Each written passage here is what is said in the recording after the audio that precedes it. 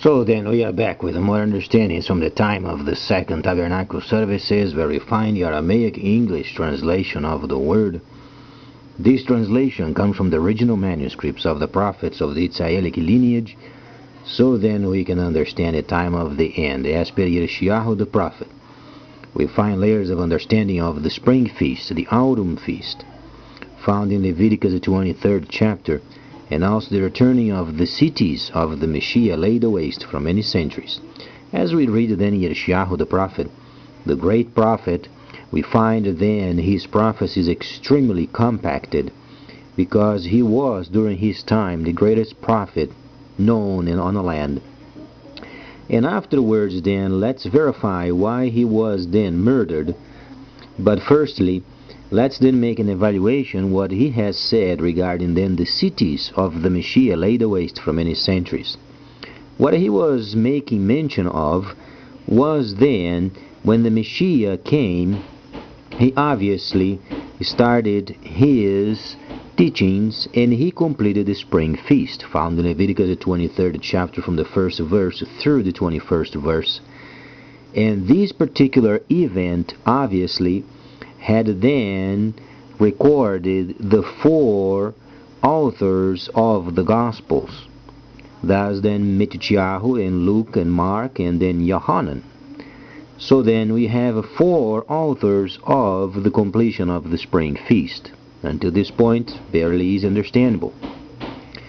But then, let's make an evaluation what then the prophet mentioned as then the cities of the Messiah based from what Moses had taught them during the time of the desert. As we can understand, Moses then, he was the person chosen by the Eternal, and he was in a desert for a long time. He was there for roughly 40 years, and then afterwards he had an understanding from heaven that he should go to Egypt and then rescue his people.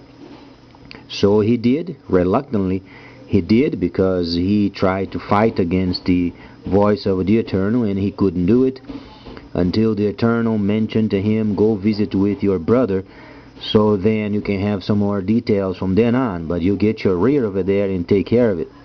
So then he did.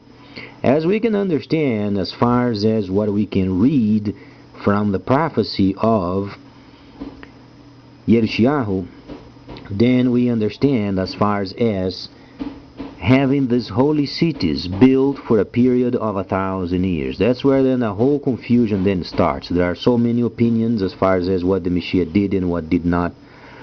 But then from the perspective of simplicity and then a line of action from the holy instructions can be easily established as far as understanding these cities. They were actual cities and the model was given by Moses in the desert.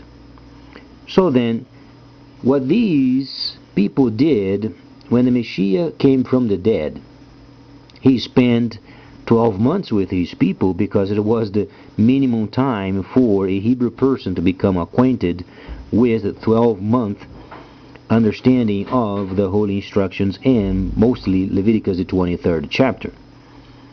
And because the Israelites, they were so far away from the instructions as far as the teachings from what Moses had taught them to do and observe, then the people of the law at the time had taken advantage of the people and they were making money for themselves, and the instructions became very contaminated. So then the Messiah came, he got it straightened out.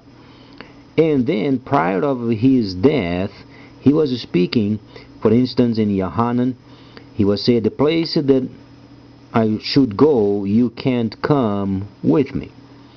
Obviously, he was speaking, he was going to spend 72 hours in the inferno.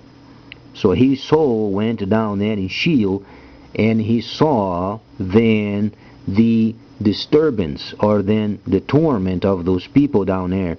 And he came back, and later on, at the end of the 12 months, he then began to explain what he experienced.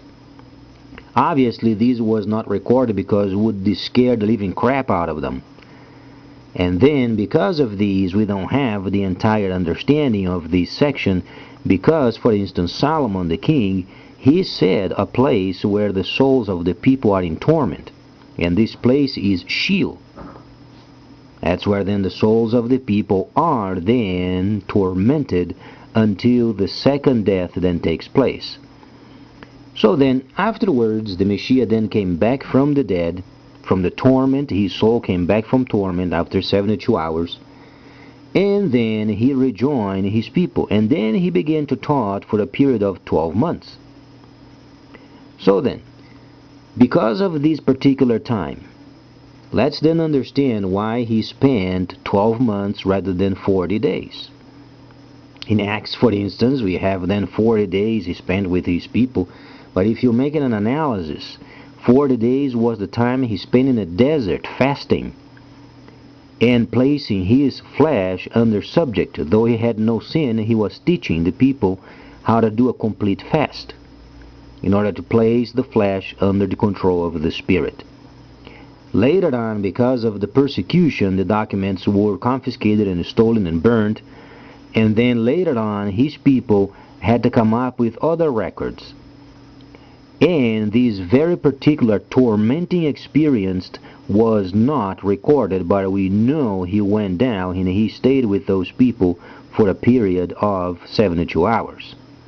He knows what inferno is. So then, as we read then the Holy Instructions, then we should be very cautious on how we read these, because then a section where then so many people they have doubts and they never get straight answers.